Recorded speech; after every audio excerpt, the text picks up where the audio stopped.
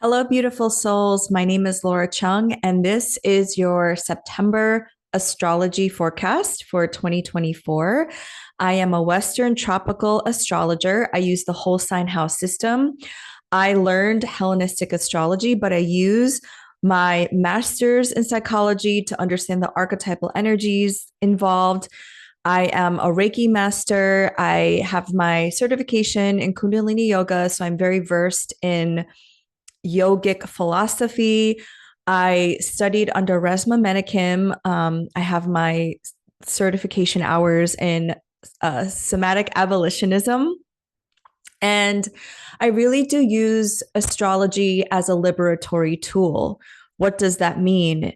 I believe that we are spiritual beings in human form, and our task here on earth is to align to our soul's essence and get our human self regulated enough that its inclination for comfort and for safety is takes a little bit of a back seat so that we can create the changes that we need to do here on this incarnation, because I personally believe we are creative beings and we're meant to create and use our gifts and our talents to express ourselves in the way that we were meant to. So, at the individual level, liberation truly for me means being able to be yourself in the 3D colonial paradigm that we've all inherited. And at the macro level, at the collective level, we are all able to be free from this paradigm of colonization and capitalism that really does restrict all of us from allowing our spirit to be from our spirit to allowing our spirit to just be. We came onto this beautiful abundant earth, and it is regenerative, it is alive. I believe everything on this earth has sentience, has a soul, is everything um has a natural cycle of life, and we have to honor the cycles of life. So I don't believe that humans have dominion over plants or animals or each other. I believe we are all here to be with each other and to live in symbiosis, basically. I know that sounds very utopian and delulu for some people, but my spirit has always known this. And it just took me a couple of decades to finally realize that my purpose, my role is to share and to express myself on social media and also in podcast format. So that's just a little bit about me and where I come from. I always say this disclaimer in every episode and everything I do so that you have context from where I'm coming from, because I am biased. I do have a lived experience as an Asian American woman here living in the United States on Turtle Island on Lenape territory. So, the kind of astrology that I practice is from a decolonial anti-oppression lens. So if that's your thing, then this podcast is for you, and this kind of astrology is for you. So before I get into the September astrology, I always like to do a recap of what happened the month prior. For me specifically, I'm an Aries sun, I'm an Aquarius moon, and I'm a Sagittarius rising. And so I really try to live in the moment and journal and be aware of what's going on in the collective consciousness and also what people are talking about, because that really does help me inform, again, my own experience in the bigger context of the collective being my family, my friends, my community, the nation that I live in, and the world. So I believe that astrology is really difficult to understand without context. So this is why I like to do these recaps. Also, because it's interesting when you look back and you track these transits, you can start to form pattern recognition. And then it can kind of help you to see, oh, in the future, if this transit happens again, this might be what this is about.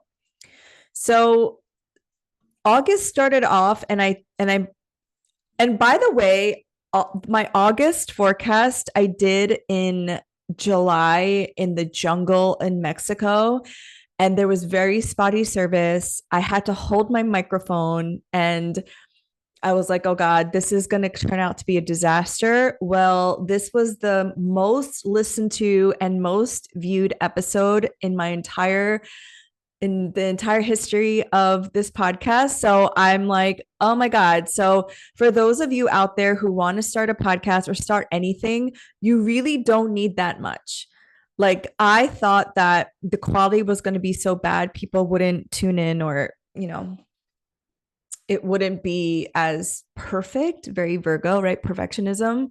But it really did show me that as long as you show up and you believe in what you're doing and you have something to share with the collective, I think quality obviously is important, but people will get it if you just do your thing.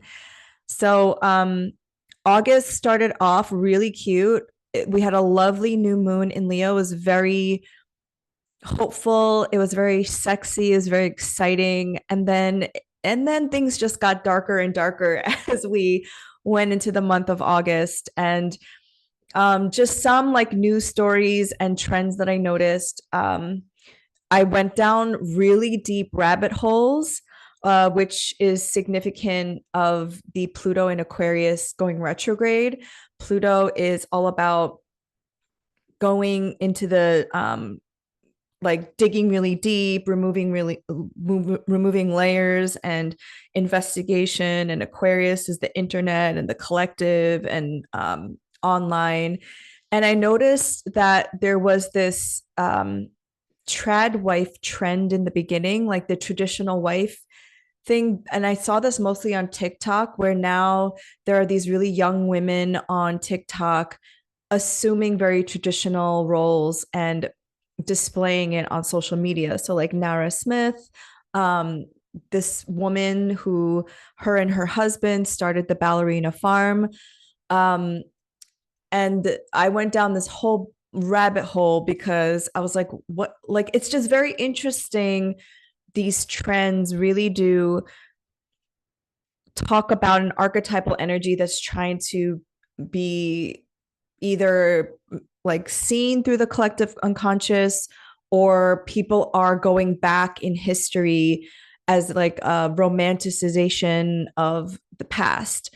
And so I really thought this trad wife farm romanticizing farm life was Pluto moving back into the sign of Aquarius one last time. And as I'm recording this on September 1st, Pluto is dipping back into the sign of Aquarius, Capricorn at the 29th anaretic degree, which is the final degree of a sign. And I think this romanticization of farm life is interesting because what I found out about this couple, and you can look this up, you can go on TikTok, you can, read about their story, is that the husband is the heir to the JetBlue fortune. Like, the husband is wealthy. And so, again, Pluto and Capricorn, right? Like, Pluto represents Hades, the god of the underworld. So Pluto represents wealth and fertility in the land, and Capricorn is very much an earth sign, right? And both Capricorn and Aquarius are ruled by Saturn, which was the god of agriculture. And like, if we're going to use pronouns, his symbol is the sickle, which is an agricultural symbol of workers and farmers.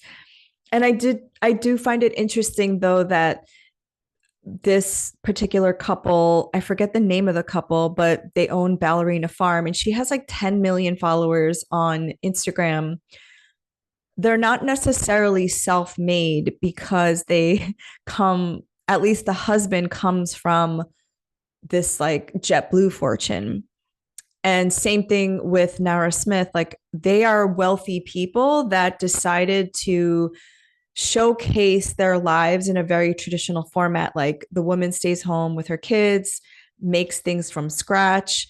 So I thought that was interesting, this like nod to traditional roles and traditional ways of being. But the people who are actually doing that aren't wealthy and it's not sexy. Another thing that I noticed, well, obviously the Olympics were playing most of August. The Algerian boxer was accused of being trans and receiving hate from J.K. Rowling, um, which I thought was interesting.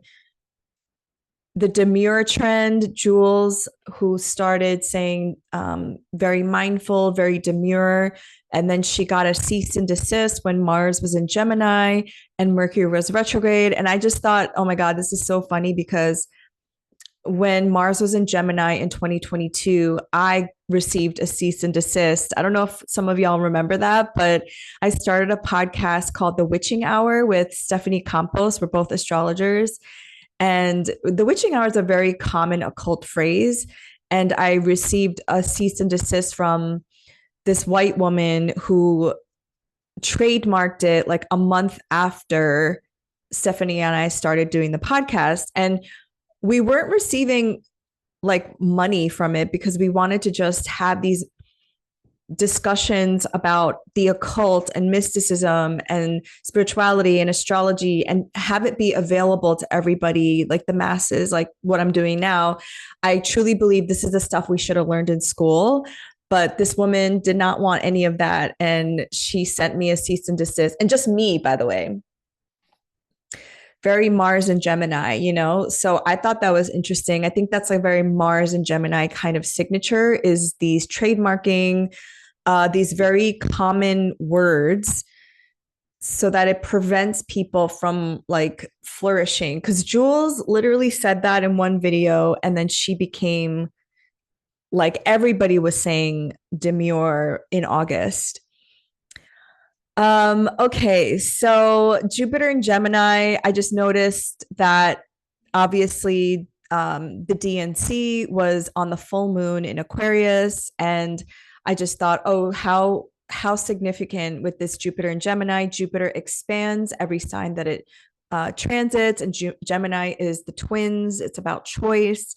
And so for, you know, this isn't the first time we've had third party candidates, but third party candidates are becoming more a part of the conversation as more people are for good reason, not wanting to vote red, not wanting to vote blue, not wanting Trump, not wanting Kamala Harris.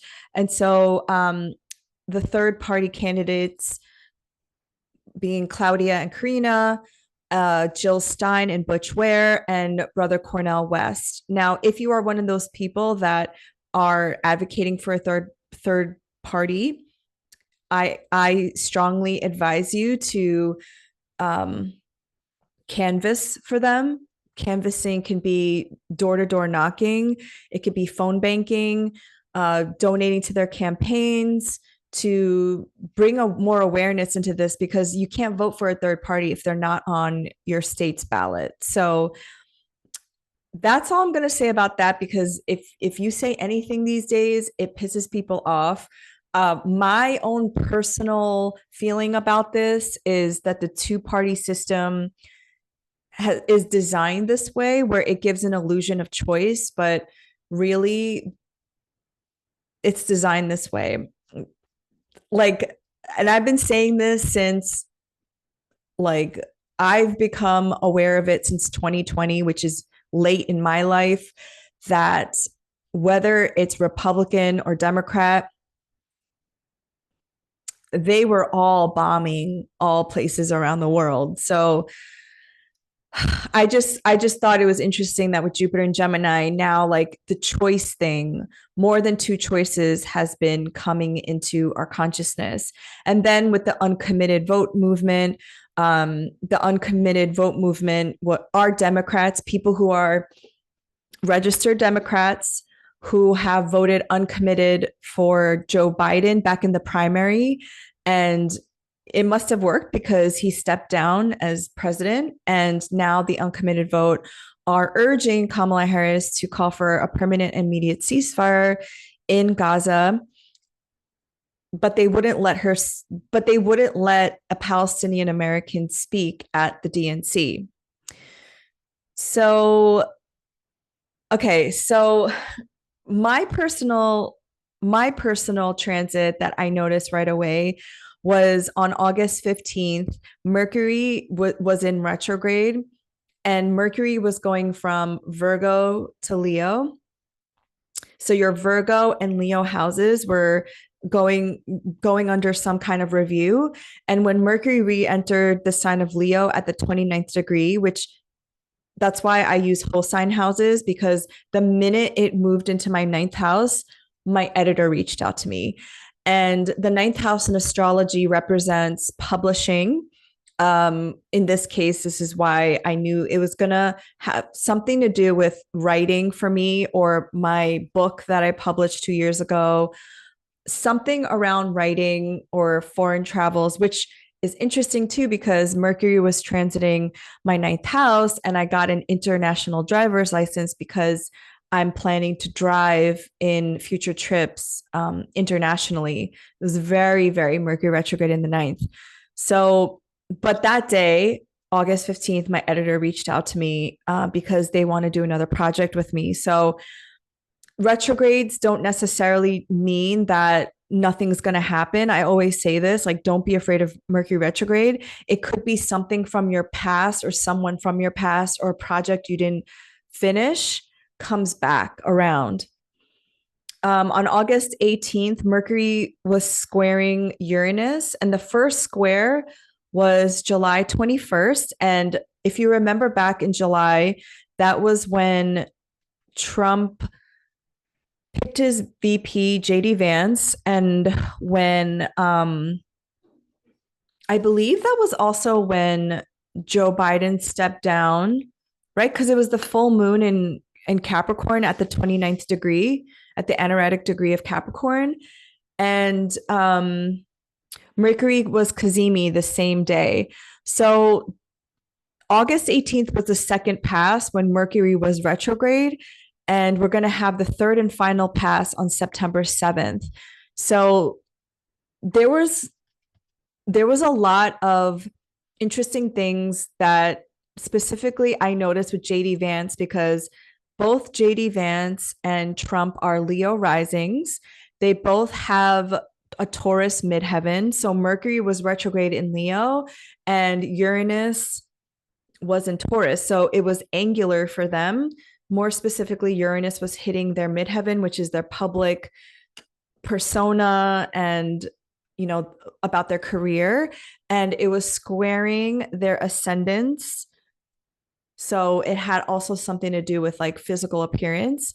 And around August 18th is when photos started to resurface of JD Vance wearing a wig and dress. And I made a TikTok video about this specific transit, and how, Mercury retrograde in Leo and it hitting the Uranus hitting his midheaven is really exposing his inauthenticity, right? Like, a part of me has empathy for him, because this is somebody who was abused by his mother. And this is all public information. He was the author of Hillbilly Elegy. And there's something about him being a cis hetero white man who grew up in the South, where if he wanted to wear a wig and a dress, like, that would not be accepted. But if that's how he truly wants to express himself, it's really sad that he can't. And so all of these photos resurfacing of him from his time at Yale, it just showed me how like sad it is to be, he also has a Venus and Leo conjunct his ascendant. This is somebody who loves glitz and glamour. Venus and Leo, if you remember back during the retrograde of 2023, this was Barbie, this was Eras Tour. Like, Venus and Leo is very like glittery. It's very big hair, big wigs. And I was like, wow, this is just so it's really sad that like even in 2024 toxic masculinity and the patriarchy can't allow him to express himself the way it was. And that video was taken down for violations of bullying. And I was like, come on, I wasn't trying to bully him. I was just trying to give some like empathy. Anyway, so that's what happened on the second square. And I guess we'll see what happens in the final square on September 7th. My prediction was that Trump was going to like not have him as his VP anymore because he's just not popular. And he announced JD Vance a day before Mercury's shadow period. So he announced him on July 15th and the shadow was July 16th. And this was also before Biden endorsed Kamala, and this was before Kamala chose Tim Walz. So I don't know. I felt like there was something there around he maybe picked JD Vance prematurely, and then the retrograde period he was thinking about maybe like firing JD Vance and picking a woman. I personally thought it was going to be Tulsi Gabbard, but it looks like Tulsi is like in another position now. He like appointed her to something. And like the retrograde period would be him thinking about firing JD Vance, and then the final square on September 7th would be the announcement. But we'll see what happens. That was my prediction, but who knows? Okay, so then, oh my gosh, the Leo placements. The Leo placements were having a difficult time in August, let me tell you. So Trump and JD Vance were two of them for sure. J Lo and Ben Affleck. I believe Ben Affleck is also a Leo. They got divorced. But Blake Lively was the one where I was like, ooh, this is a cautionary tale of Virgo placements. So she is a Leo rising. I'm actually going to show you the chart. So if you are listening to this podcast, there is a video version where I go through the charts so you can like follow along. I was just like, oh, Blake. I was like, oh, Nor. First of all, they released this movie on August 9th during a Mercury retrograde. That's already tough in itself because people are being more reflective. It's not a good time to launch things, especially when it deals with things like communication, right? And Blake Lively, so we're looking at this chart here. So she is a Leo rising, but look at how many Virgo placements she has. Like she is what I would call a super Virgo, a Virgo stellium, if you will. And a stellium is three or more planets in the same sign. So she was born like on a new moon in Virgo. She has Mars in Virgo at 1 degree, conjunct her sun in Virgo at 1 degree, conjunct Venus in Virgo at 2 degrees. So she has a fallen Venus, conjunct Mercury in Virgo at 6 degrees. So she has a very well resourced Mercury, and a moon in Virgo at 12 degrees. And they're all sitting in her second house of worth, values, resources. So, what do we know when we look at this? She is somebody, in my personal opinion, who was meant, okay, so she is from a very famous family. Her sister is a famous actress, and she is famous by way of, I guess, nepotism. I don't know. But she was always destined to be famous in some way. All right, great. But she was meant to use her fame and her resources and help others, because Virgo is the sign of the maiden, of the priestess, of the person who is of service to humanity, using, okay, I'm thinking back in like the ancient times, like herbalism, maybe she was meant to be some kind of witch, a chicken witch, kitchen witch, somebody who was meant to organize something. Like I could totally see her as being like a producer, or I think she wants to direct movies. I think she was always meant to organize systems and help things to come into form versus being the person in the spotlight. And I think that's what ultimately got her into trouble, because she made this movie all about her when she, in my personal opinion, if I was her astrologer, she could have put the focus on the actual topic of the movie, like using her fame, using her resources to center the actual topic of the movie, which was domestic violence.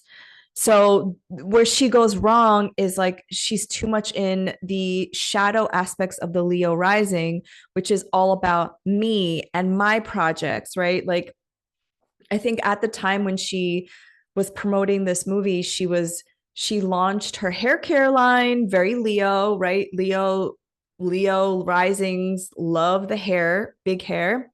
That's how you can tell their Leo placements.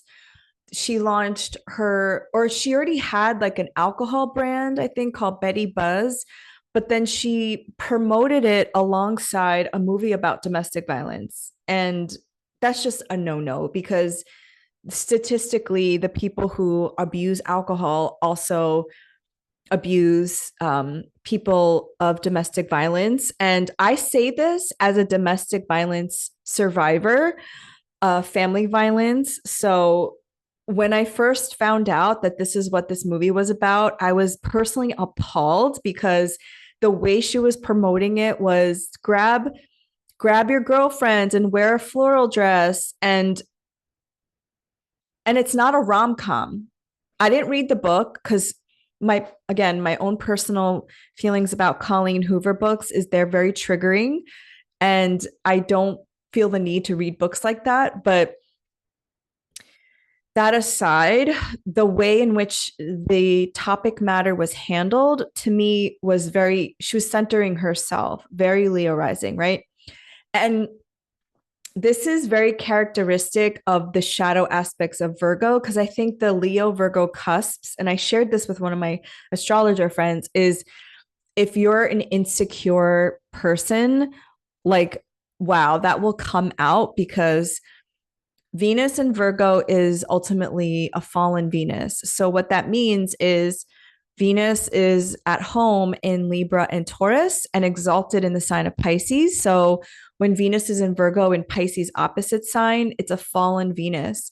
And so, what I've learned throughout my own observations is you never comment on a Venus in Virgo's body, because that is an insecure point. And so there were videos that were coming out of her with it, like with a journalist who commented on her bump, and then she was being, defensive about it. And I think being my point in all of this is like the trap of not being conscious of the shadow aspects of your archetype. So as much as I say, like, there's so many wonderful things about Virgos and their ability to organize and be detail oriented and being able to be very committed to something and mastering something, the other side of that is this perfectionism, this almost like obsessive need to be perfect, and not authentic. And again, she has Mars, the Sun, Venus, Mercury, the Moon. That's 5 planets in Virgo in the second house, which tells me that I think, this could also be somebody that banked on their looks for a really long time, and they were able to get opportunities because of pretty privilege, but that can only last for so long. And then when you start talking, people will get to see the real you. Now, Blake, during this time, was 36. When you're 36, you're in a first house perfection year. So every year you have a birthday, you have a specific house that you are focused on. And so 36, you're in a first house perfection year. And so again, she's Leo rising, so her time lord was the sun, and this was a focus on herself. Now, personally, I feel like this was more of an ego death for her. She's also having a nodal return. Her north node is in Aries, her south node is in Libra. So when you're 36, you start to go through your midlife crisis transits. I don't know if you heard, if you were able to catch that episode with myself and Dr. Nicole Truesdale. We talk about the midlife crisis transits. That's what I call them. When they start in 36, so you're in a first house perfection year and a nodal return. It really is this, you start to come into these transits of like ego death, like what do I believe of myself? How am I being perceived? How do I perceive myself? And so I believe if she can take this as a learning lesson and go through the ego death, I think she'll be fine. Like she's a beautiful woman and she's very well resourced. Like there's no reason why she can't just be humbled and, take this, alchemize it in some way, and then really do her chart. Like she has her midheaven in Taurus, and it's trine to her Venus, the ruler of her midheaven, again in her second house of resources. Like this is somebody who's meant to be of service in some way, using her fame and her money, her talents, and her gifts. So that is Blake Lively. I didn't want to spend too much time on her, but I thought it was just interesting with all of the transits that were going on, because again, Mercury was retrograde during this time. So Mercury retrograde was going over all of her personal planets, and she had a Venus return, and Mercury was also going over her first house of self. And when you go through those transits, this is why I like to look ahead, because sometimes the universe will test you by humbling you because you don't have all the answers. There's a part of you that you're not being authentic to yourself.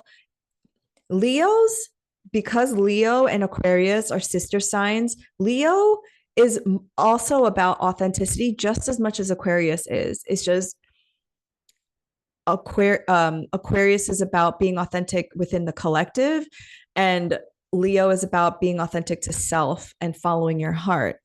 So, yeah, Blake Lively. And then she celebrated her birthday. She's a Virgo, August 25th, I believe. So she will be in a second house perfection year ruled by Mercury. So all of her Virgo stuff will be coming out like 10 times. And then on August 19th was the start of the DNC in Chicago on the full moon Aquarius. I was like, wow, they really chose that date, huh? And that was a very supercharged full moon. There was a mutable T-square. There was a lot going on in that full moon chart. And what I said back in August was that something was going to pop off, something was going to come about. And so what I noticed was a lot of people were banking on Kamala Harris calling for a ceasefire in Gaza, but she didn't end up doing that. Or at least she said something like that, but she didn't have a Palestinian American person on the DNC stage. And if some of you are asking, like, why should they? Because if she wants the Arab and Muslim vote, you have to be able to represent everybody. She had a former Republican on stage. She had parents of an Israeli hostage on stage. Like, I didn't think that was a good move on her campaign, in my opinion. I think she lost a lot of people, and I think she's continuing to have a little bit of a fall. I personally believe, if I can predict, that she's going to win the popular vote, but I don't know about the electoral college. So we'll just see what happens. And then I did this video that's available also on YouTube. It's a short 3-minute video about the repeating cycle of 1968 and this year, 2024. And if you're interested in that kind of astrology, I take a lot of the events from this book, Cosmos and Psyche by Richard Tarnas. And basically, I was reading up on the different cycles of what was going on in 1968 and today, and it was just so similar that I was like, oh my god, I have to talk about this. So in 1968, Lyndon B. Johnson was president, but was so unpopular at the time because of the Vietnam War. And so he stepped down as president right after I believe the eclipse in Aries. So there was also a north node in Aries and a south node in Libra at the same nodes and eclipses back in 1968. Chiron was also in Aries back in 1968, and there was also a Jupiter Uranus conjunction in 1968. And so we had similar transits, and they're more. I think we're on the similar Venus cycle this year as well. But basically, these cycles coming together at the same time is again repeating a pattern so that we can notice the pattern and then break the pattern. How do you break a pattern? You respond differently, you choose differently, you act differently. So then Lyndon B. Johnson stepped down of the presidential election because that was also an election year. And the vice president, Hubert Humphrey, stepped in. Similar to what happened this year, Biden stepped down, Kamala Harris stepped in. And basically, he didn't win because Richard Nixon won, because people were very angry for good reason in our involvement in the Vietnam War. Similar to this year, people are not happy with our involvement in Palestine, among other things. There were also student encampments and protests that year. There were also like huge assassinations. That was the year that Martin Luther King was assassinated and Robert Kennedy Jr. And I also noticed that his son, Robert Kennedy Jr., was running for third party, but he dropped out since then and fully endorsed Trump. So again, there's like also a family cycle written into this with the Kennedys, as there always is. People's fascination with them will never end, I don't believe. And this year we had an assassination attempt of Donald J. Trump. So what is the point of bringing this up? Well, I wanted to bring this up because if if Kamala Harris wants to win, and the people who are vote blue no matter who people and the Democrats, then they have to act differently. They have to really make people believe that first they have to do it before they promise anything. Like, they've been in office for 3 years, and the president and the vice president are the most powerful people in the Western world. Like, the fact that you haven't done it yet really shows that you don't want to. And calling for a ceasefire is like, we've gone past that now. Now it's like an arms embargo. You say that you want to help people, but then you sell $20 billion of weapons. You know what I mean? Like, if we're going to be so blatant about it, then you have to at least, before election time, have a permanent ceasefire, because you're losing people. And that's ultimately why I believe would be the reason why she didn't win, because it's again a pattern. Again, 1968, Hubert Humphrey did not win. He lost to Richard Nixon. So the people who are saying you have to vote for her because we're going to have Trump and Project 2025, well, it would be in your best interest to get the Democratic Party and Kamala Harris to be more active in a permanent ceasefire. That's all I'm going to say, because again, we have to choose something different, act in a different way. or break the pattern in some way, because the way I'm seeing the events occur, similar to how they occurred in 1968, like I I don't know. I just don't see this going very well for anybody, but that's my personal opinion based on astrology. Okay. So, all right. So, in the month of September, we are going into this month with all of the outer planets in retrograde: Saturn, Uranus, Neptune, and Pluto. And I think that's very significant because outer planets are generational planets. It's about the collective and the collective consciousness. And all of these planets, except for Saturn, so Uranus, Neptune, and Pluto, are at the final degrees of their respective signs. So Uranus is sitting at 27 degrees of Taurus, Neptune is sitting at the 29th degree of Pisces, and Pluto is now, as of today, September 1st, at 29 degrees of Capricorn. So they're finishing up their stories. Once we get to 2025, these planets are making their moves. So May 24th, 2025, Saturn will enter Aries, but then it'll move back into Pisces, and then it'll move back into Aries in 2026. July 7th, Uranus will enter the sign of Gemini, and then it'll move back into Taurus during its retrograde, and then move back in 2026. March 30th, 2025, Neptune will enter Aries. And then we'll have a Saturn and Neptune conjunction at 0 degrees in Aries of February 2026. And all of these planets will be in new signs by 2026, but we get a taste of it in early 2025.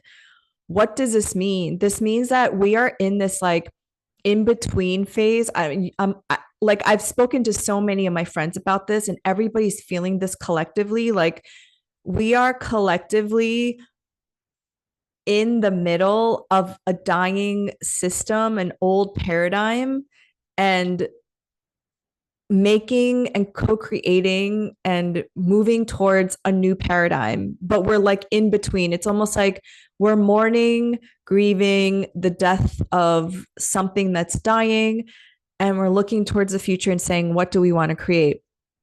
And this is reflected in these outer planets because, you know, these are outer planets, so they take a longer time to transit. And thank goodness, right? Because people can't handle change. Let's just be honest. Like, people need to first be aware, awaken, take in the information, then need to integrate and process that information. And then they need to have the will and the confidence to make the change and then actually act. Okay. I also did another video on my TikTok and Instagram about Fred Hampton. He is a Virgo, Sun, Mercury, Virgo. And his whole thing was like, you can't merely know these things. Like, theory is nothing without practice. So I think we're really like in Virgo season, really putting into practice like all of these theories and ideas that we've learned and that we know, right? And I've been saying this for the last like 2 years. We are in a preparation time of what's to come when all of these planets start moving into masculine yang signs in 2026. So masculine and feminine, the binary, right, of yin and yang. Yin is more receptive, it's more feminine, and yang is masculine, it's more like active.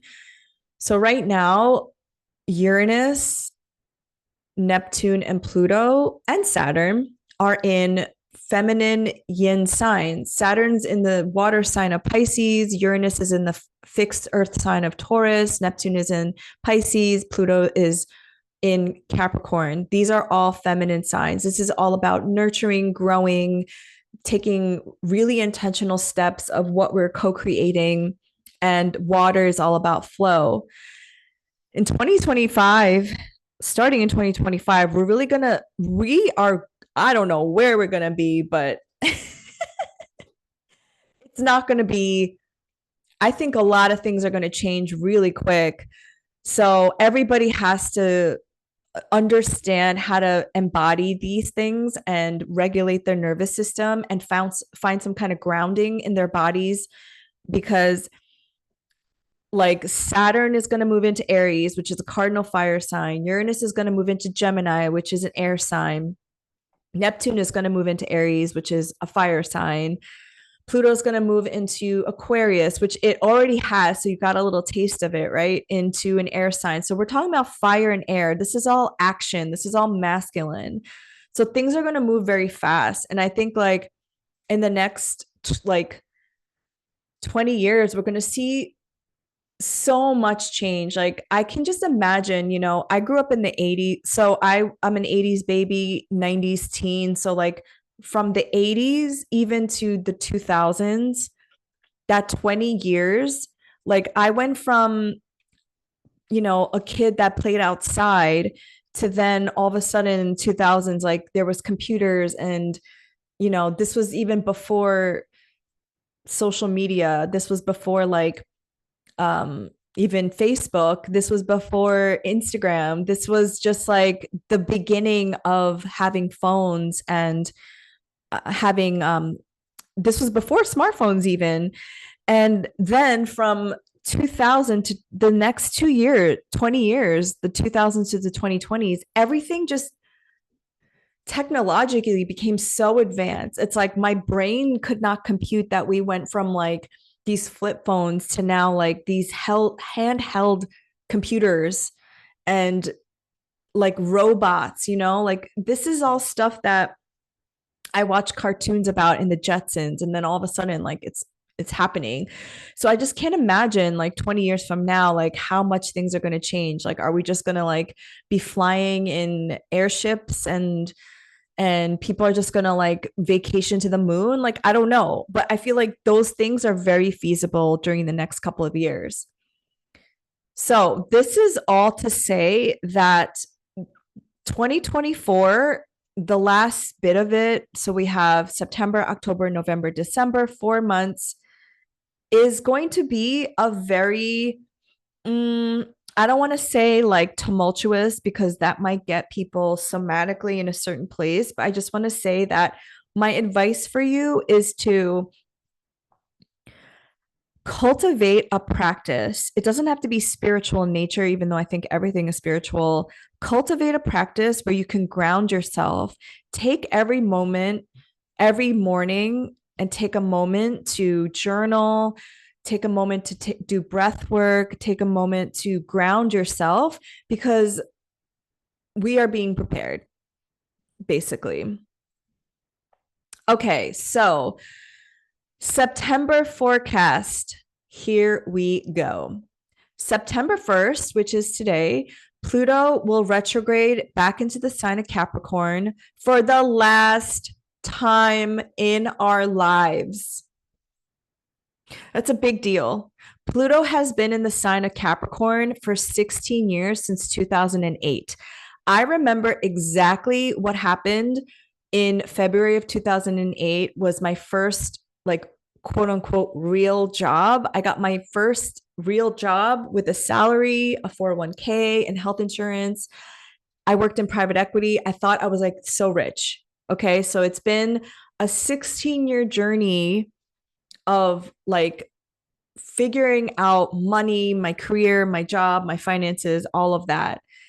So Pluto has been in your Capricorn house, transforming it for 16 years. Again, these outer planet transits are long. And if they were hitting your personal planets or square, if you had like a Pluto square like I did, then it was getting real.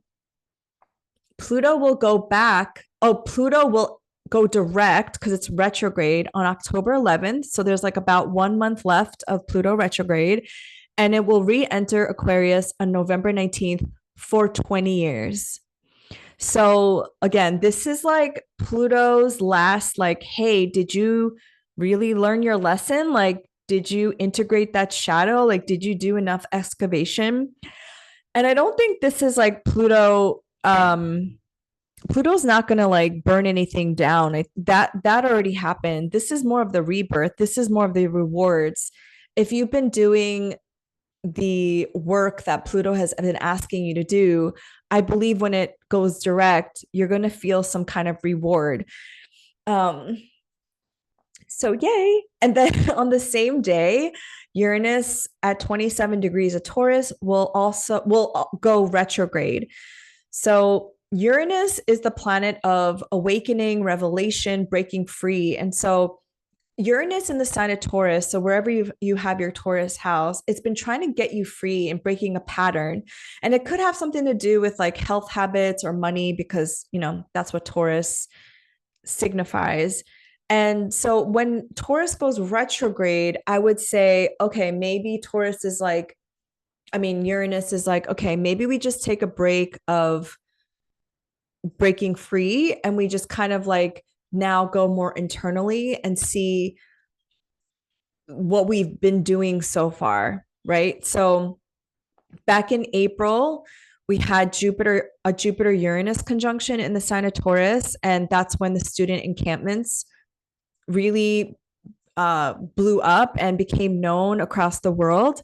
And now that the kids are going back to college, and Uranus is going retrograde, there's all these signs and regulations that the kids can't, make encampments, and that they'll, be suspended or whatever. So I could see that as like the retrograde.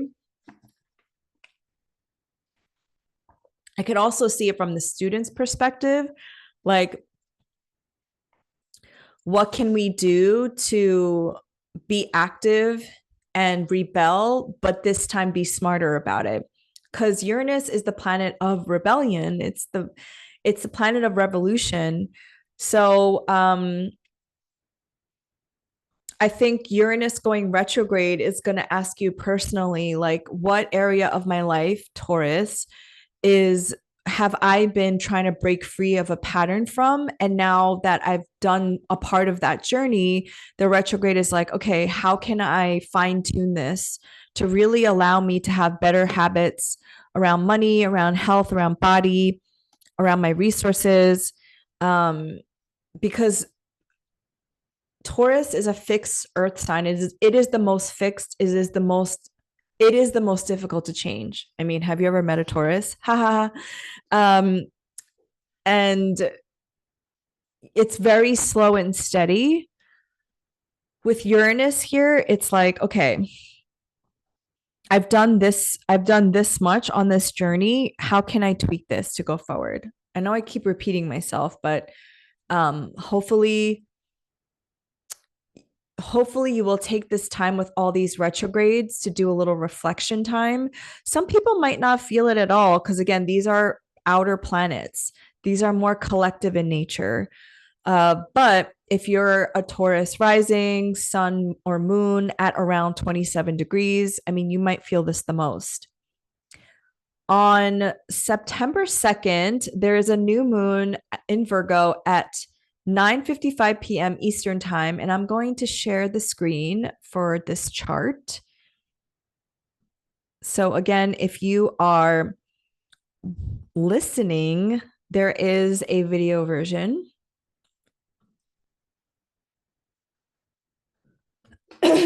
Okay. So the new moon in Virgo, September 2nd at 9:55 p.m. Eastern time. And here we have the new moon at 11 degrees of Virgo. A new moon is when the moon and the sun are conjunct together. So they're in the same sign and on the same degree. Now we want to look at what the ruler of the moon is doing. And the ruler of Virgo is Mercury. Okay, so Mercury is currently transiting Leo because it's going over its retrograde degrees. So something that was going on back in... Okay, so there's three phases of a Mercury retrograde. There's the post shadow, then there's the actual retrograde that go over the post shadow, pre-shadow degrees, and the post shadow is going over the retrograde degrees. So there might be something about this new moon that you are course correcting from the Mercury retrograde. Like you integrated something from the past, or um you looked at something from the past, came back, and you're like, okay, this chapter is finally closed, and you're able to now move forward, because new moons are like being able to set intentions for the future. And this is an earth new moon, and I love earth new moons because you can actually like physically and tangibly set an intention that's grounded, right? So I would say look back at your camera roll, look back at your texts, look back at your journal, if you journal, and look back at what you were like thinking about, who came back from the past um during the Mercury retrograde, because whatever, and there was a Kazemi back then too. So if whatever you were going through during the Mercury retrograde, I think is going to help you have a new perspective on what you want to grow for the future. Virgo is a very systems oriented sign, kind of similar to Aquarius. It's like you're able to bring a bunch of ideas together and form something tangible, like programs. Um, Now, this new moon is opposite Saturn in Pisces at 16 degrees. So the moon will actually apply to an opposition.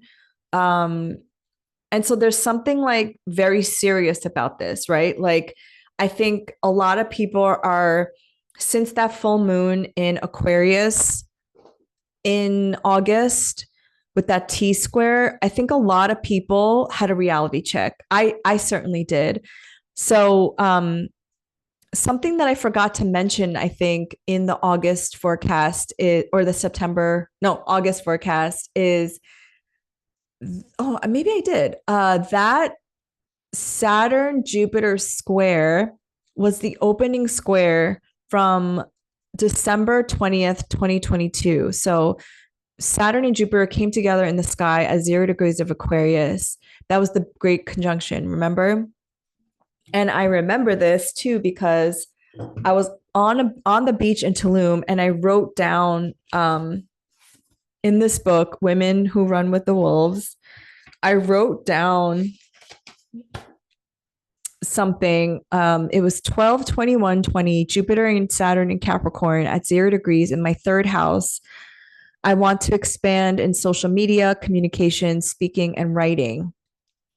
Okay. And like that really came true in the 4 years. And now at this square, it's like a test. Saturn is like giving you a reality check. What is it going to take to keep going? Jupiter is asking you to like have faith and keep believing and keep moving forward. But Jupiter is about expansion and Saturn is contraction. So I think a lot of people had a rude awakening, a reality check after that full moon, because it's like, oh, I can't keep going on like this because I'm being burnt out, or I can't keep putting my energy into this project because I'm not getting paid, or whatever the case may be. Now that this new moon is opposing that Saturn in Pisces, it's like, all right, like I don't think this is going to work anymore. I think I have to be really practical. Virgo is a very practical sign. I think I have to be real about the resources that I have. And it's still like this new moon is still square to Jupiter. It's kind of a wide orb.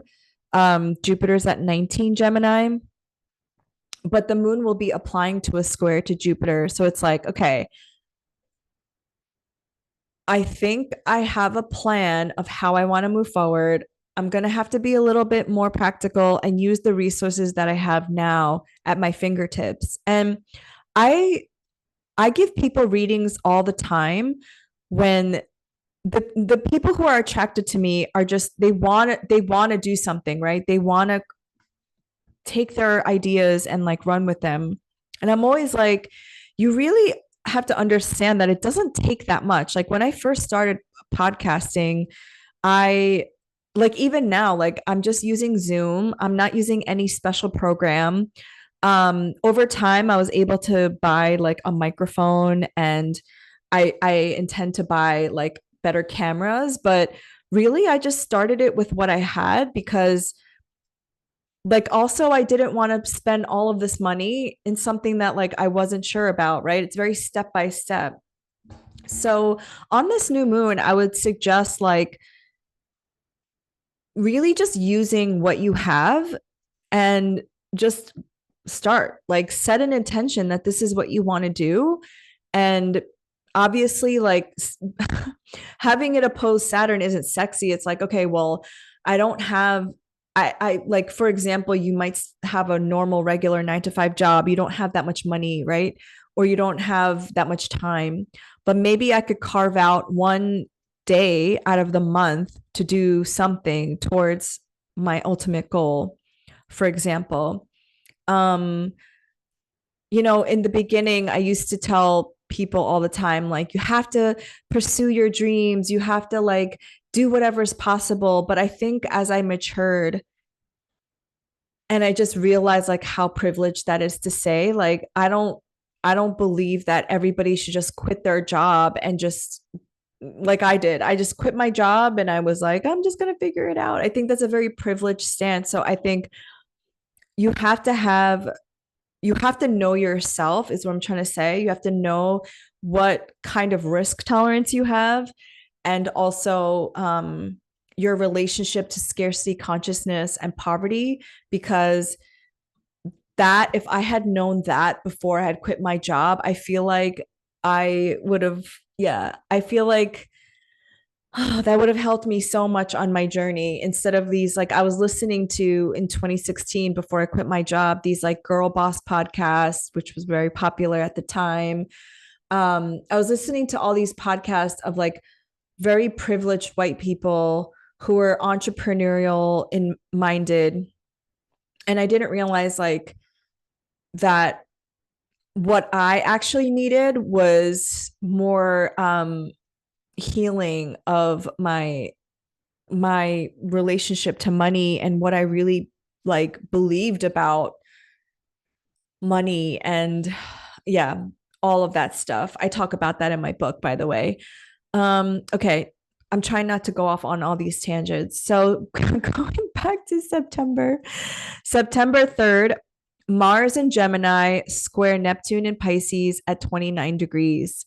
And on the same day, Venus in Libra will be opposite the North Node in Aries. Okay, so Mars in Gemini is square to Neptune in Pisces at 29 degrees. This is such interesting contrast, right? Because Mars in Gemini is this energy of like, I'm just going to speak and I'm just going to, get all my thoughts out, right? Mars is a very active planet, and Gemini is all about getting all the information and being very active about collecting data. Square to Neptune and Pisces. Neptune and Pisces is like, what is what is reality? There's no boundary. There's just like only dreams and the dreamscape. So when they're square, it's like two things are just not getting each other, and I can tell you that in the month of August I had so many arguments with my family. I mean, I knew that was going to happen because of all of the T squares, that are happening in my angular houses. And it's like, okay, so I want to speak my truth. I want to share what I want to share on social media, right? For example, but it's square to somebody else's belief systems about somebody else's belief systems, period, right? They're in a square. Like something's not getting through. Like that's like trying to get somebody who believes, trying to think of an example. I guess we can use the example of religion because Neptune and Pisces, right? It's about spirituality. Getting somebody who is so indoctrinated into Christianity to understand things from a more data driven place. Okay. So those two things are coming to a head. And at the 29th Aneretic degree, it's the final degree. So it's like something about Neptune and Pisces in your area of your life keeps getting triggered by all of the squares from Gemini. So this could be a conflict of beliefs. This could be something that you actually learn about that challenges your belief systems. Maybe you're the very religious person and somebody comes along, or you watch something or you read something on social media and you're like, wait a minute, that doesn't align with my belief system. Something like that might occur on September 3rd. So this is right after the new moon in Virgo. And it might rock your beliefs. And ultimately, that's what I believe all these Gemini transits were about, like Jupiter in Gemini, Mars in Gemini. It's really getting your mind to open up to different perspective, different choices, so that you can understand that there are other information. There might have been other sources of information out there that you weren't privy to. So Neptune in Pisces has this some tendency to be about fake news, fake beliefs, or maybe just delulu psychosis beliefs, right? There's this like trend going on in spiritual new age spirituality where it's getting really weird or it has been. And so Mars and Gemini squaring Neptune and Pisces could be like that square of like that's not true, you know? And I can name so many moments of my life when this happened to me, thank goodness, because oh my God, I only realize like later on that I might have been in a cult when I've already started to like leave like the Christian church, right? I grew up in Christianity, soul cycle, kundalini yoga, like all of these things have very cultish cultish vibes. And it's not until I read something or somebody tells me something that challenges those beliefs. So that's Mars and Gemini squared in Neptune and Pisces. I need to take a drink of water here. Okay.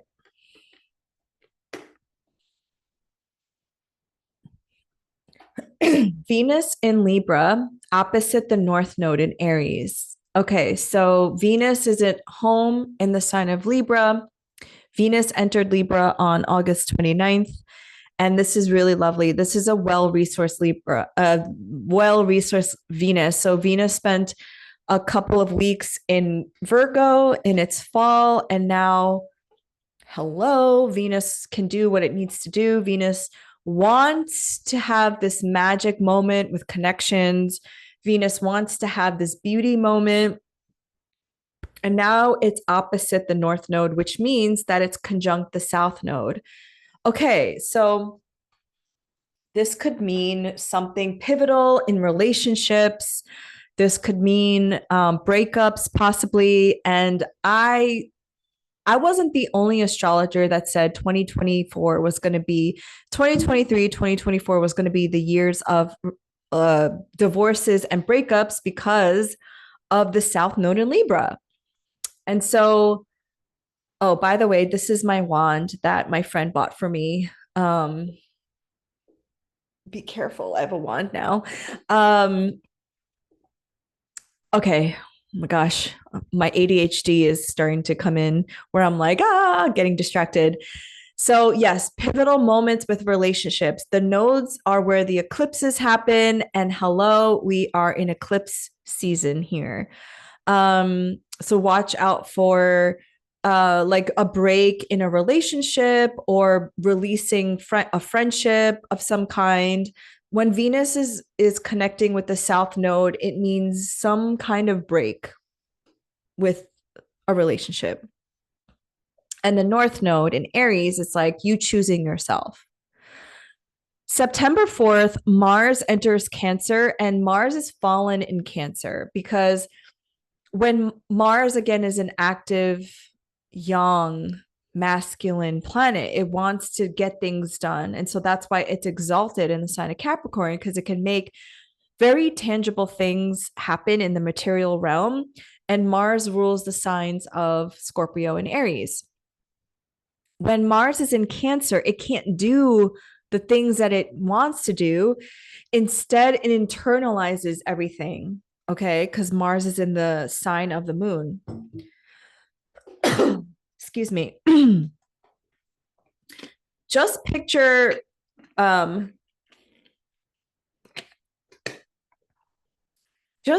a crab with a knife. That's like Mars in Cancer. Mars in Cancer. Ooh. The last time Mars was in Cancer, there was a lot of school shootings, because Cancer rules the most vulnerable, children, women. So when Mars is in a fallen sign like Cancer, this could be violence towards children, violence towards women, something happening to the home. Cancer rules the home. Um, I'm just thinking of all the different expressions, but wherever you have Cancer in your natal chart, Mars is going to be here for a really long time, because Mars's transit is normally 6 weeks, but I think it's going to be in Cancer for 6 months, I think, because of its retrograde at the end of the year. So that's part of a bigger story. And you want to notice what happens on this specific day, because whenever whenever a planet ingresses into a cardinal sign at 0 degrees, it's a world point, and so it becomes world news. Okay, so September 7th, Mercury in Leo will square Uranus retrograde in Taurus at 27 degrees. And we've talked about this in the recap. This is the third and final square. The first one was July 21st, Mercury square Uranus at 26 degrees. And then the second one was August 18th, when Mercury was retrograde. It was square Uranus at 27 degrees. And now the third and final pass, Mercury will be direct and Uranus will be retrograde. So again, you can look back at what happened on July 21st and August 18th to tell you what this last pass will be about. I shared that during my Mercury retrograde, I got a call from my editor, because Leo is my house of publishing and Taurus is my work sector. So I knew it had something to do with work and or publishing. And now that Mercury is direct, you could be signing a contract, or you can be going forward with something like an announcement that you maybe at first you were a little shocked about, because Uranus is the planet of an unexpected or shock, but now you've kind of like reviewed it and now you're ready to move forward. September 8th, the Sun in Virgo will be opposing Saturn retrograde in Pisces at 16 degrees. So whenever there's an opposition to Saturn, this is like a sobering moment. This is like a rooting back into reality. It's like the sun is our spirit, right? It wants to like shine and bring something to life. And wherever you have Virgo, that you just had a new moon there. So you're like, okay, this is what I'm going to do. I'm going to organize and I'm going to plan this thing that I'm going to create, right? And then that opposition with Saturn, it's like, in the one hand, you could be like, oh, what's the point? Because Saturn contracts. Or you could be like, no, even though I have these obstacles and even though I don't have everything in terms of resources, or maybe it's a calcified belief system as signified by Saturn in Pisces retrograde, I'm still going to go forward. It doesn't matter, and ultimately I believe Saturn retrograde in Pisces is asking us to review our belief systems and what we truly believe, because those things might have been inherited from our parents. So on September 9th, Mercury will re-enter Virgo. So you can recount what happened from July 25th when Mercury ingressed into the sign of Virgo before it went retrograde. And this is great because Mercury is exalted and in domicile in the sign of Virgo. So now Mercury has this like very elevated position where it can do what it wants to do, similar to Venus being in the sign of Libra. They're very well resourced. So Mercury wants to like get shit done. Mercury wants to like make connections and but in the sign of Virgo, it's actually in practice, right? So Mercury in Gemini is about collecting the data, whereas Mercury in Virgo is about doing the thing. Um, September 11th, Mercury in Virgo will sextile Mars in Cancer at 4 degrees. And so Mercury will be finally out of shadow. And the first contact out of shadow will be this beautiful, harmonious aspect to Mars in Cancer. So in astrology, we have these four basic aspects. We have the sextile, which is a 60-degree angle, harmonious. Then the trine, which is a very harmonious aspect, which these are flowy. These are amazing. This is like, let's make a connection here. And then we have the malefic ones, which are a little bit more challenging. So we have the square, which is 90 degrees, and the opposition, which is 180 degrees. Now, I don't subscribe to this idea that there's good or bad. It's just they teach us different things, and like all are necessary in order for our souls to evolve. So, but this one just happens to be a really sweet one. So Mercury in Virgo, it's tracing new steps now. It's out of the shadow. It's fully out of retrograde territory. Is like, okay, now I got the power of Mars to boost me in this way because earth and water sextile each other and air and fire sextile each other. That's why if you look at your friendships, they're mostly likely sextile friendships because fire supports air, air supports fire, water supports earth, earth supports water. And so I, as an Aries sun, get along with Geminis and Aquariuses because we're sextile each other, for example. So this is a really nice boost in whatever Mercury wants to like get done during this time. September 12th, the sun in Virgo will square Jupiter in Gemini. So the Virgo placements are having a little bit of a challenging moment here because again, Virgo is all about wanting to get something in the material realm. It's all about like spirituality in praxis. So Virgo and Pisces are sister signs. So if Pisces is all about like, imagination and dreaming, Virgo is very practical. And it's like, okay, how can we take the dream and make it into reality? That's the best way I can describe the Virgo Pisces axis. So again, whatever your Virgo house, for me, my Virgo 10th whole sign is my 10th whole sign house, which is my career. So on the new moon in Virgo, let's say, which is tomorrow, I'm going to set the intention that I want to be a prominent speaker and prominent astrologer. Okay. And I want to be known for this because it's a very public house.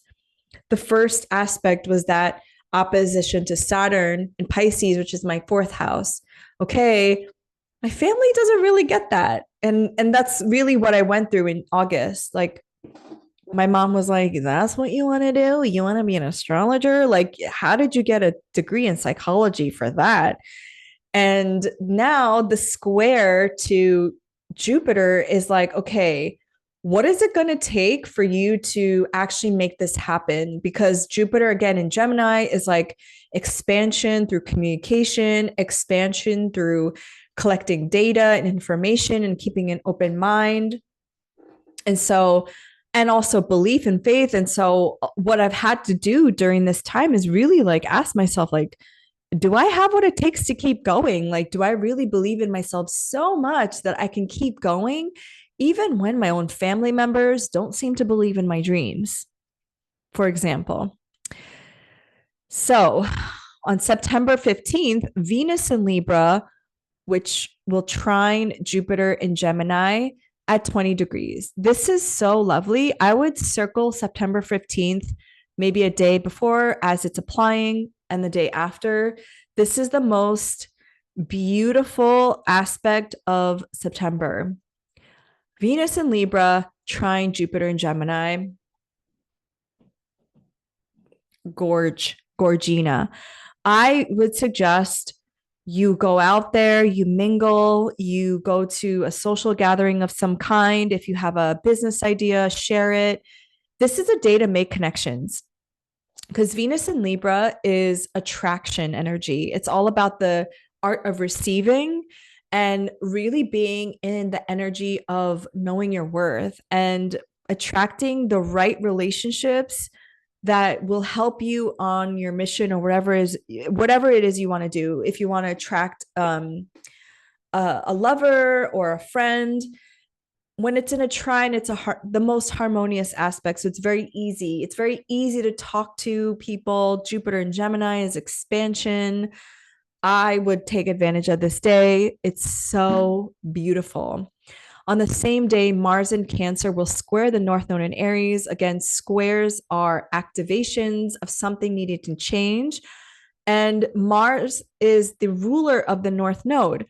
So something wants to be like activated in some way of the kinds of relationships that you are in, right? Because again, the North Node in Aries is our collective evolution in having self-determination and self-sovereignty and ultimately choosing ourselves, not in a selfish way, but just being so authentic to ourselves. I'm an Aries sun, so I can tell you that I have always been me, and not everyone's going to understand me, and that's okay. The South Node is about releasing those relationships that are no longer in alignment with who you are wanting to become or becoming. So that Mars, that's the ruler of the North Node, because Mars is ruled by Aries. Mars rules two signs, Aries and Scorpio. It's squaring. So it's like, I don't know, there's something about this day with the square to the North Node and Venus trine Jupiter. It's like, whoever wants to leave your life or whoever's not meant to be there, let them go, because you are attracting the right people into your life. And that's a beautiful thing.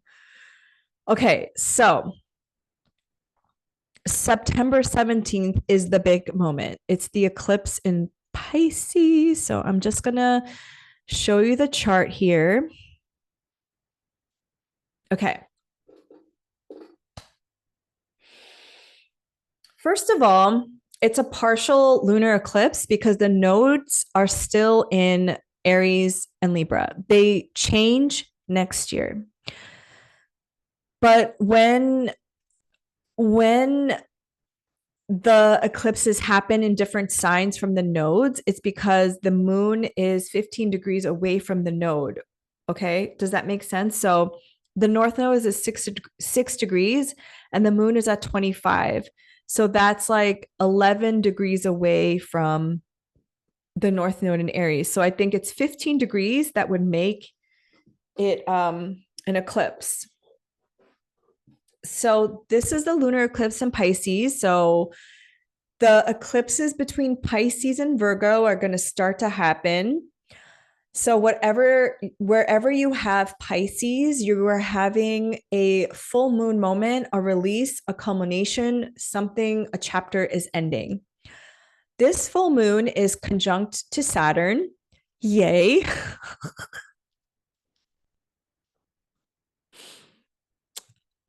Here. It's a little wide of an orb, but it's still co-present. So it's 10 degrees and it's conjunct to Neptune. This is so interesting because there's something to be said where something is coming to fruition, something is ending, something is culminating, a chapter is ending, where you I feel like it has something to do with belief systems. Now, this is a general reading because I don't know where you have Pisces, right? Are you a Pisces rising? This might have something to do with yourself, right? You come into this realization of like, "Oh my God, this isn't a part of me. I want to let it go." Or if you have Pisces in the fourth house of family and home and ancestry, it's like, okay, maybe I'm going to move away from my family, or maybe this toxic chapter with my family is ending. Maybe you have Pisces in the seventh house, so you're a Virgo rising, and you're like, I need to end this relationship. It's not serving me anymore. Wherever your Pisces house is, apply what I'm about to say, because I don't know where this, again, this is an overview for the collective, but basically a full moon, a lunar eclipse is a full moon, but it's like a faded one. I think everything is like faded to a certain degree and we all have free will. But this is a time when you're just going to like observe what happens. This isn't a time to necessarily actively manifest or set intentions. Eclipses are meant to be surrender moments. You can set an intention that whatever happens, you are protected, that everything that happens is for the highest good of yourself and the highest good of all involved. That's what I usually say. But eclipses is what happens when, like, if you believe in Jesus, Jesus takes the wheel, or the universe takes over, or the divine takes over, because something is like ending, basically. So the ruler of the lunar eclipse is Jupiter here at 20 degrees. Okay, so they are square. So the ruler of the full moon lunar eclipse is square to this eclipse. So there's a T square situation happening here.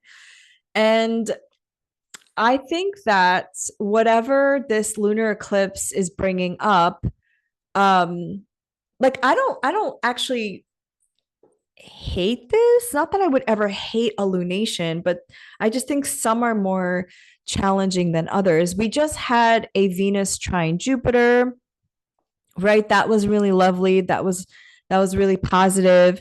And then now, like, this lunar eclipse is squaring to your Gemini house. So it's almost like, okay, some part of your life is coming to a close, right? You realize something, you realize like you have to move on in some way.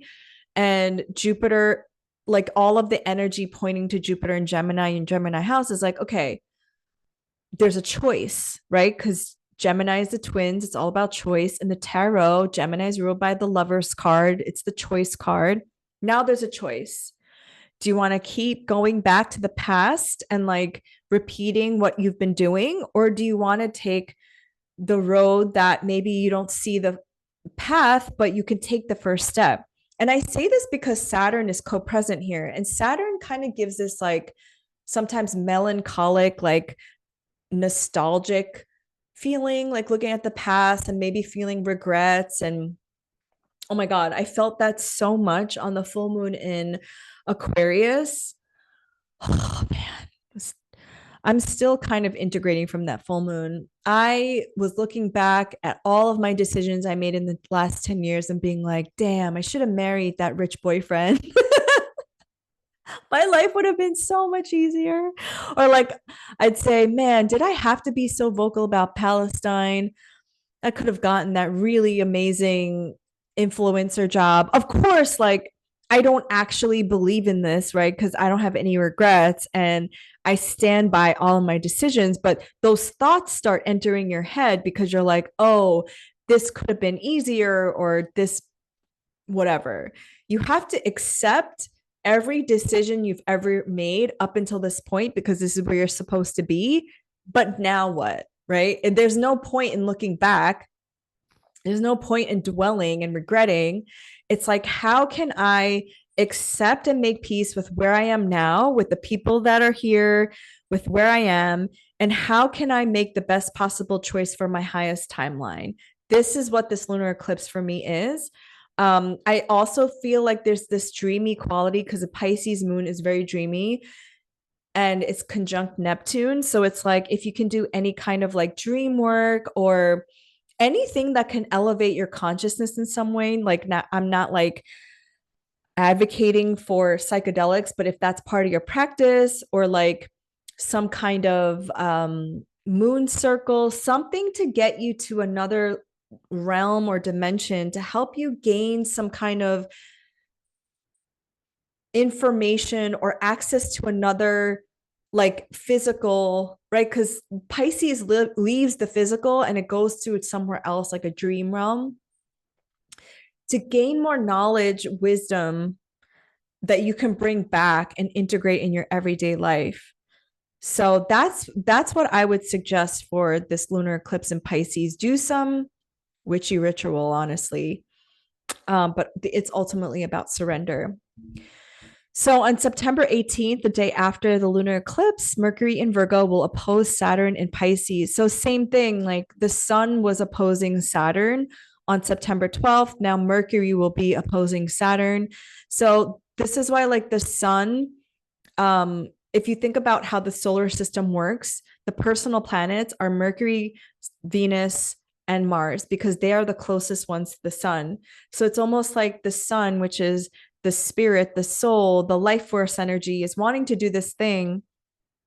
Mercury comes along and is like, okay, what do I need to do to actually get this done? Like, what resources, what knowledge, what do I have to learn in order for me to like really make these plans like a reality? And then when it opposes Saturn, it's like, okay, since Saturn's retrograde, it's like, maybe something that my parents taught me is actually not, it's not real. Like maybe it's not something that I want to carry on with me.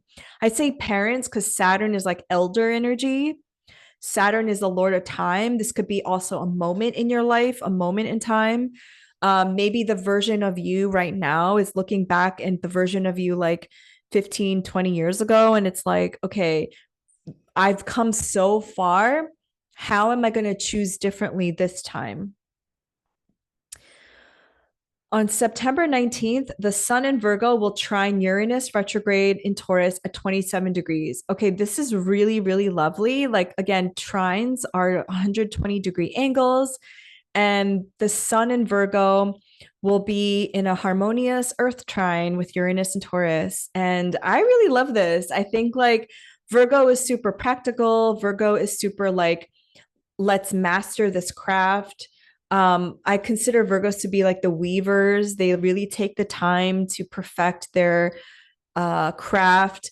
Uranus and Taurus is about breaking free. It's about revelation and rebellion, and it's breaking free of something that maybe has been like holding you back. Again, Taurus, um, in the practical, mundane sense, is like resources, money, and health.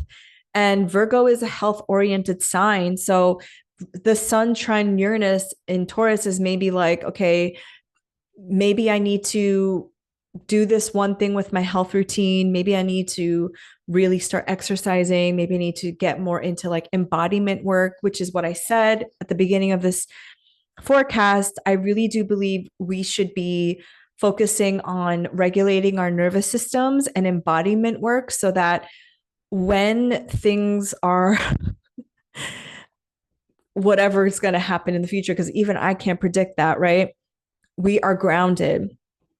I also think that when we are manifesting and we're co-creating, sometimes when we're not regulated in our bodies or embodied, that's when self-sabotage comes in. That's when we're not able to receive the things that we want because we are in survival mode. We are in fight or flight. So it's really important to do this embodiment work. My favorite embodiment work is actually going outside in nature and touching grass.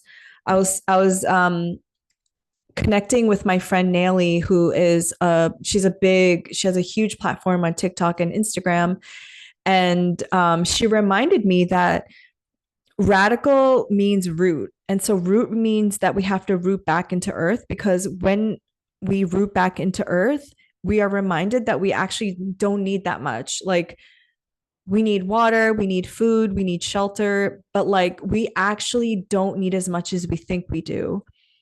And so I think also these earth trines and Uranus and Taurus is reminding us that like there is already a sophisticated technology, which is our bodies and earth. And the more we can remember that, the more we can feel grounded and receive the resources that we need. Um, September 20th, the sun in Virgo will oppose Neptune retrograde in Pisces at 28 degrees. Okay, so any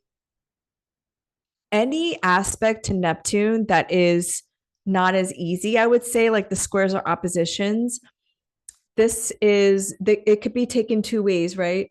Um, it can be I find a lot of astrologers consider Neptune to be one of the most malefic because I think it's our human inclination to want answers and clarity that prevents us from surrendering to what Neptune is truly trying to offer us. So I have natally in my chart Sun square Neptune.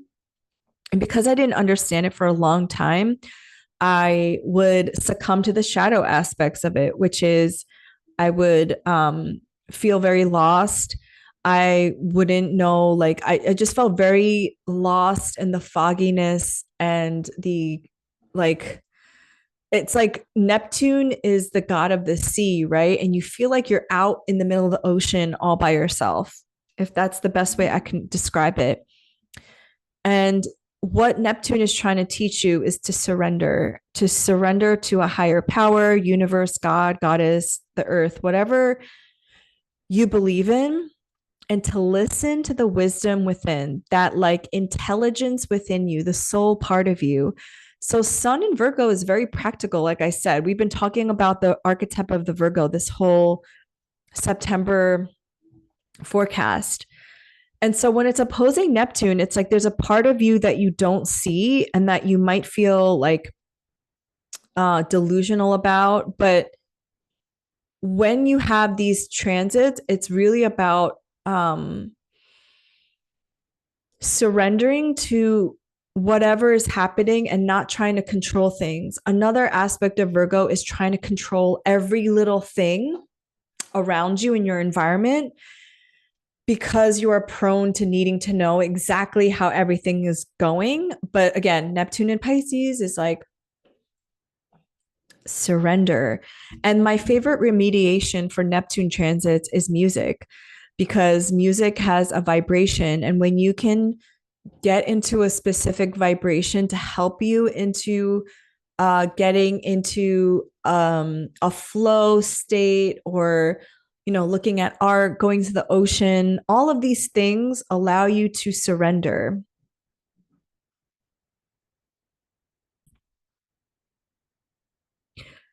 September 21st, Mercury in Virgo will square Jupiter in Gemini at 20 degrees. So this is similar to when the sun was squaring Jupiter in Gemini on September 12th. And like I said, Mercury's kind of following the sun's agenda.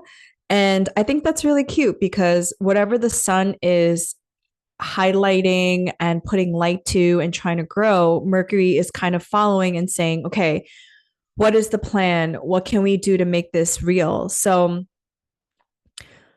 I do find it interesting that Jupiter is in Mercury's sign too. So Jupiter is also speaking to Mercury and saying, all right, how can we're clearly in a square, we're 90 degrees, there's a conflict here. What I want to get done in the Gemini house is a little, it's, it's a little, I don't want to say not in alignment with the Virgo house, but the two of them have to somehow come together or compromise, or something has to, there's a choice that has to be made actually. So because Jupiter at the end of the day is the weaker one. Mercury is in its home sign of Virgo. So Jupiter is actually going to try to be mercurial in this sense, when Jupiter actually wants to like just believe and have faith. But Jupiter's like, I can't do that in Gemini because Jupiter in Gemini is not in its home sign. Jupiter has to collect data and it has to be more informed before it can actually believe in something. So September 22nd, the sun in Virgo will trine Pluto retrograde in Capricorn at 29 degrees. This is a very powerful, very, very, yeah, I think it's a very beautiful and powerful trine. September 22nd is another day you should highlight and circle and do some kind of ritual around or ceremony or join a circle that day, because the sun in Virgo will trine Pluto in Capricorn. Then Venus will ingress into the sign of Scorpio. But before it does that, it will connect with the square to Pluto at 29 degrees. And then the sun will enter Libra, and that's the equinox. So again, the sun and Libra are at the final degree of it's Libra. The sun and Venus will be at the final degree of Libra at 29 degrees. But before they enter, before the sun enters Libra, before Venus enters Scorpio. Wait, did I say that right? Okay, sorry. It's not even Mercury retrograde anymore. The sun is at 29 degrees of Virgo. Venus is at 29 degrees of Libra. Before they leave their signs, they make a connection to Capricorn at 29 degrees. So it's like the sun is like, okay, how can I get this little powerful boost of Capricorn, of Pluto and Capricorn? This is like deep knowledge, medicine. Because again, Pluto and Capricorn is all about delving down into the layers of your unconscious and fertility and power and sexuality. And they're both earth signs, right? It's very tangible. And then Venus and Libra will square to Pluto and Capricorn at 29 degrees, and Venus is connecting with Pluto. Where in the beginning of the month, actually on August 29th or 30th, Venus was in a trine to Pluto in Aquarius. Venus in Libra was in a trine to Pluto in Aquarius at 0 degrees. So it's like now that they're at the ends of their journeys in different signs, right? They're like, okay, what have we learned from this journey? What have we learned from value? What have we learned from commitment? What have we learned? And how can we really activate something powerful? Venus is the planet of worth and value and relationships when it's in the sign of Libra. And when it makes a connection to Pluto, it's like, wow, powerful relationships, powerful dynamics. When it's in a square like that, it can bring up power dynamics. It can bring up wounding from the past of relationships. It can bring up just maybe you taking your power back. I'm just thinking about this because Venus and Libra has been going through these squares with Pluto and Capricorn for like years, right? And then this is the final one. This is the final one before Pluto moves back into Aquarius. So it's like, have we integrated that lesson? Have you changed the pattern in your relationships? And I'm saying relationships just because it's Venus and Libra,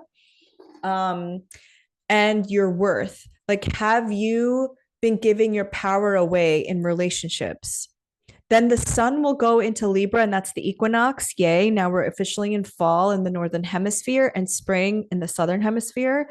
And Venus will ingress into Scorpio, where Venus is a little feisty in Scorpio. Venus is in Mars sign. It acts completely differently than it does in Libra. So September 24th, Mercury in Virgo will trine Uranus in Taurus. And so the sun did this as well. Like I was saying, Mercury's kind of following what the sun is doing. And this is a beautiful transit. I mean, you might hear some unexpected news. You might maybe announce something on this day. You might communicate with people, or you might um, yeah, it's earth sign. So you might actually be launching a project, or a project might be gaining momentum on this day. Virgo, again, Mercury in Virgo is very well resourced, and it's trying to Uranus and Taurus. Something is popping off. Again, I think it's more about receiving unexpected news. So look out for that. And then the next day, Mercury in Virgo will oppose Neptune in Pisces at 28 degrees. The sun opposed Neptune in Pisces on, let's see if I can go back there, on September 20th. So now Mercury is opposing Neptune in Pisces.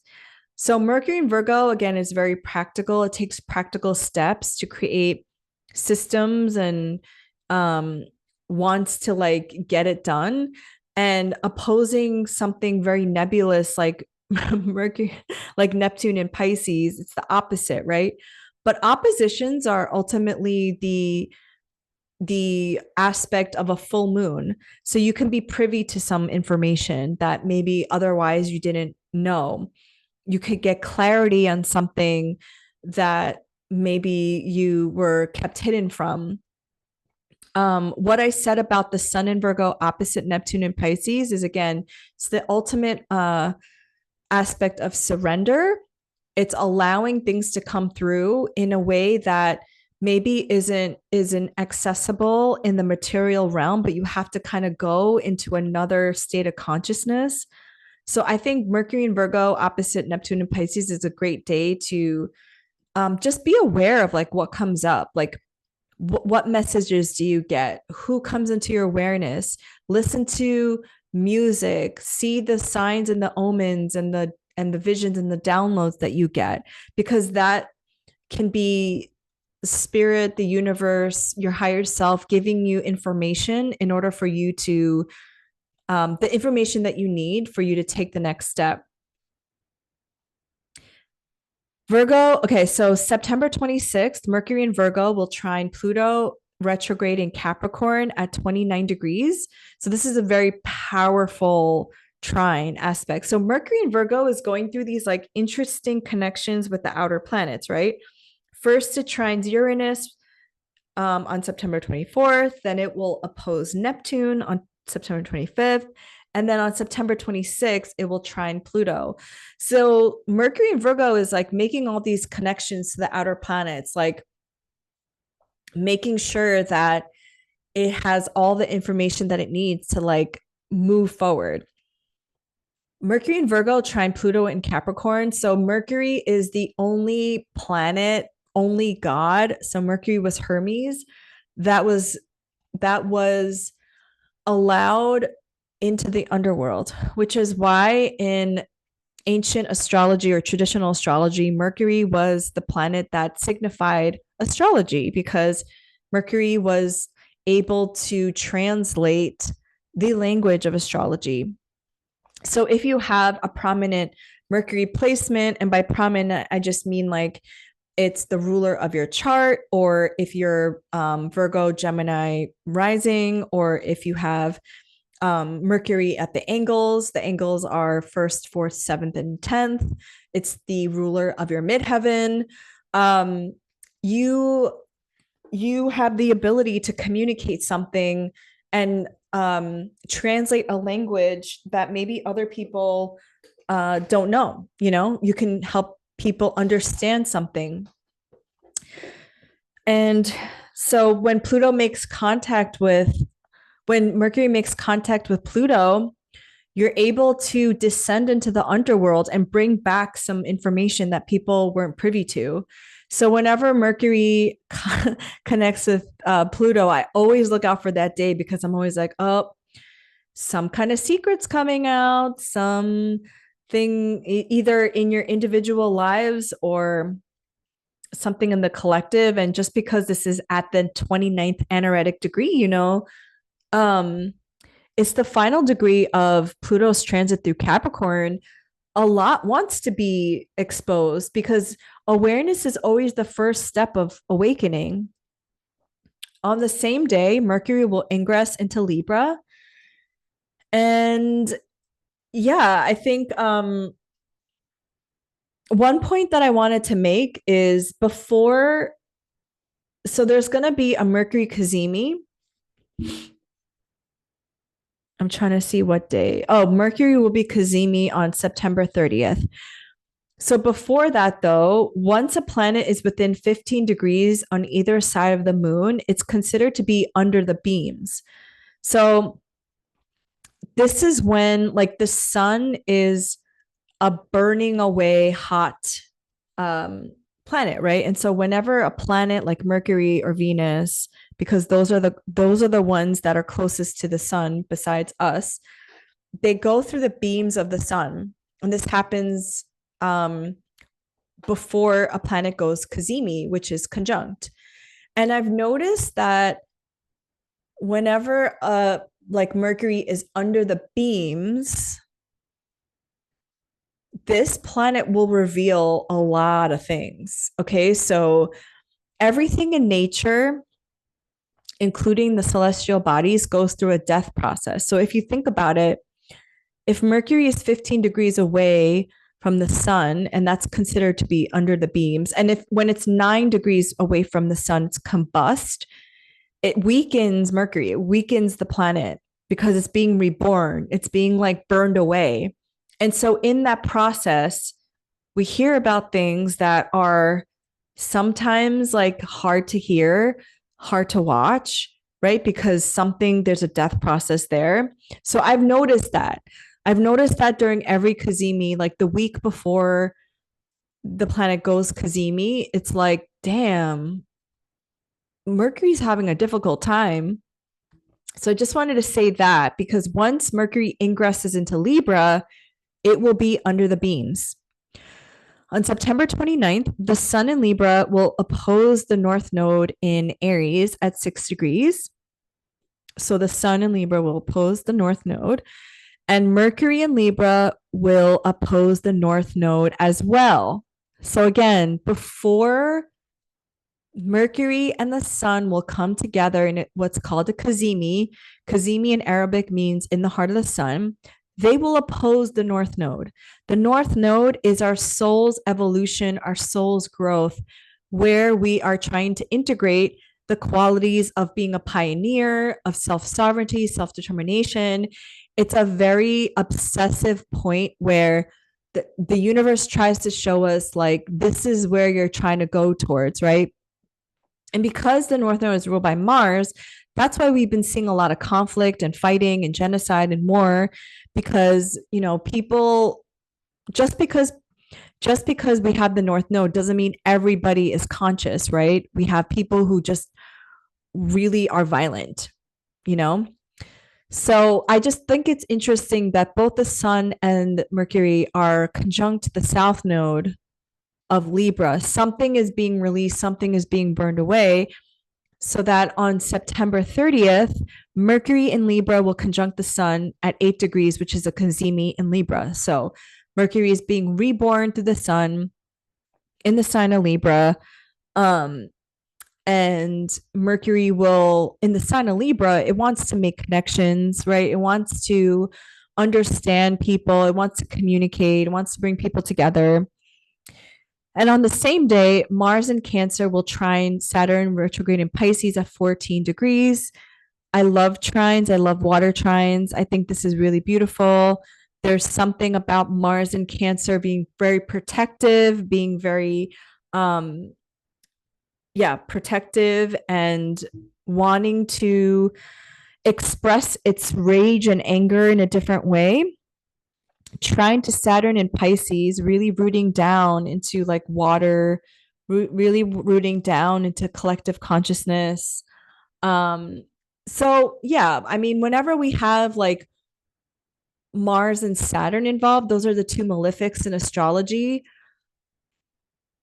Mars has a quality of severing, and Saturn has a quality of contraction. So when the malefics come together in a trine, it's like something wants to um some some area of your life, whether it's a relationship, a job, a part of you, right? Could all be psychological, wants to let go of something that just you're holding on to dead weight. And I understand saying this is easier said than done because we all have a perception of ourselves and we want to hold on to things because maybe we want validation for the part of us that didn't get it when we were children or in our teens or whatever the case may be. But this is why I always say revolution begins with from within, because when you start to do that for yourself and you start to become self-aware and have an elevated level of consciousness, you realize like you really don't need those things. You don't really need that validation. It's only an expression of a past self of you that did. And I say that um, we are spiritual beings having this human experience, and our souls are so intelligent, it will give us the right feelings and situations to finally wake us up. And not all of it is going to be pretty. And oftentimes it's through challenge and grit and difficult situations that finally wake us up to our potential, because that's the human condition. We just grow through those kinds of challenges. But I'm not saying that September is going to be necessarily the easiest, but we're in eclipse season. We have a lot of opposition and squares between the Virgo stuff with the Pisces stuff and the Gemini stuff, and all of this is really getting us to, if I could like sum this up, is to break free of old patterns and old ways of being based on a past version of ourselves. Because in order for us to manifest or co-create the reality that we want to experience, because really what we're doing when we're manifesting is our soul is yearning to express itself through other people and experiences. So when we want to manifest money, we actually want to express our self-worth through experiences. And it's really the self-worth that we need to work on, and our values and what we believe we are worthy of. When we are manifesting a partner or romantic relationships, we are really yearning for our soul's expression in love through the other person, when we really need to give that to ourselves. So when we manifest, we have to first align to our soul, which is already joy. It's already unconditional love. It is already all of those things, because what we are manifesting again is our soul's yearning to express itself. So my thing is, if we could connect to that first, align to our soul's essence, we will get the right information in the way of dreams, visions, synchronicities, messages, all the Mercury stuff that I was talking about, all the squares, oppositions, and trines that Mercury will go through this month. We will get the right info in the way of signs and synchronicities, so that we can actively 3D print into the reality through our focus and our intention and our actions, the thing that we are manifesting. And I think we get it the wrong way because of the way we were taught. Most people focus on the thing first, thinking that the thing will get them the feeling of unconditional love, joy, when it's the other way around. If you keep focusing on the 3D colonial paradigm and you keep manifesting from that place, you'll realize that you'll get the thing and you won't feel any more happy. You won't feel any more fulfilled, and you won't feel any more richer or happier or anything like that. It really is about the connection to your soul and self. And that's why healing and decolonizing are all a part of this process. There has to be a death process in this to unravel the layers, Pluto, right? to get to the real treasure within ourselves. That's why I love working with Pluto. So it's the last time, September to November. Wait, no, September to October. No, sorry, September to November. It goes direct in October. September to November, that Pluto will be in the sign of Capricorn for the rest of our lives. So use this time to really ask yourself, journal, contemplate if you've done the Pluto work that you were meant to do, the shadow work, what cycles and patterns are you finally breaking free from? It was such a pleasure to recap August with you and contemplate what September might hold for us. And as always, I wish you all the best. Please stay healthy. Please stay grounded and embodied. And I'll see you next month. Bye.